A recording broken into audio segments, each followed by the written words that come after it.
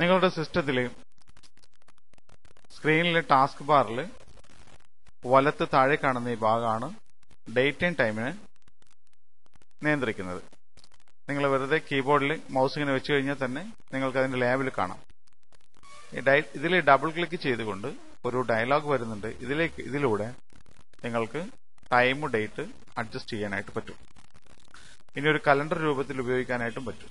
ഉദാഹരണമായിട്ട് മാർച്ച് 18-ാം തീയതി എന്താഴ്ചയാണെന്ന് ചോദിച്ചാൽ ഇതിലേക്ക് ക്ലിക്ക് ചെയ്ത് മാർച്ച് ക്ലിക്ക് ചെയ്യാം. അതിനുശേഷം 18-ാം തീയതി നോക്കി കഴിഞ്ഞാൽ അത് ബുധനാഴ്ചയാണെന്ന് കാണാനായിട്ട് സാധിക്കും. അതുപോലെ തന്നെ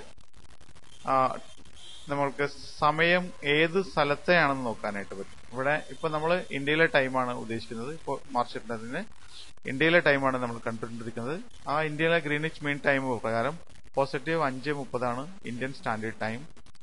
അത് വെച്ചിട്ടാണ് ടൈം കാൽക്കുലേറ്റ് ചെയ്തത്. ഇന്ത്യയിൽ മൊത്തം ഒരു ടൈമാണ് Indian standard time. Chennai, Kolkata, Mumbai, New Delhi എല്ലാം ഒരേ ടൈമാണ് വരുന്നത്. അതുകൊണ്ട് തന്നെ ഒരേ ടൈമാണ്. ഇനി നമ്മൾ മറ്റൊരു രാജ്യത്തേക്ക് പോകുമ്പോൾ, ഉദാഹരണമായിട്ട് ദുബായിലേക്ക് പോകുന്ന സമയത്ത് ദുബായിലെ സമയം നമുക്കിവിടെ ചെക്ക് ചെയ്യാനായിട്ട് സാധിക്കും. ഇവിടെ സെലക്ട് ചെയ്ത് കൊടുക്കാൻ പറ്റും. ഇവിടെ അബുദാബി, മസ്കറ്റ്, ഇതാണ് ദുബായ് മിനിറ്റ്. നമുക്കറിയാം ഇന്ത്യൻ ടൈമിനേക്കാൾ 1.5 മണിക്കൂർ കുറവാണ് ദുബായിൽ. അപ്പോൾ 5:30 എന്നുള്ളത് ഇവിടെ 4 മണിയായി.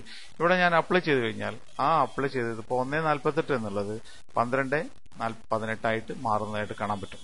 ഇവിടെ നമുക്ക് ഓക്കെ ചെയ്യാം, ക്യാൻസൽ ചെയ്യാൻ പറ്റും. ഞാൻ ഓക്കെ കൊടുത്തു. ഇപ്പോൾ അത് ദുബായ് ടൈമാണ് കാണുന്നത്. ഇന്ത്യൻ ടൈം ആക്കാനായിട്ട് ഡബിൾ ക്ലിക്ക് ചെയ്യാം, സോണിൽ പോവാം, ഏത് ക്ലിക്ക് ചെയ്തിട്ട് മുംബൈ കൊടുക്കുക, ഓക്കെ കൊടുക്കുക. അപ്പോൾ ഇന്ത്യൻ ടൈമായിട്ട് കിട്ടും. ഇതുപോലെ തന്നെ ടൈം ചേഞ്ച് ചെയ്യാനായിട്ട് ഇവിടെ നമുക്ക് 4 ടാബ്സ് ഉണ്ട്. ഇതിൽ ഏതെങ്കിലും ഒരെണ്ണം സെലക്ട് ചെയ്യാം. AM PM മാറ്റാനായിട്ട് ഏറോ കീസ് ഉപയോഗിക്കാം, അല്ലെങ്കിൽ ഇത് ക്ലിക്ക് ഉപയോഗിച്ചിട്ട് ചെയ്യാനായിട്ട് സാധിക്കും.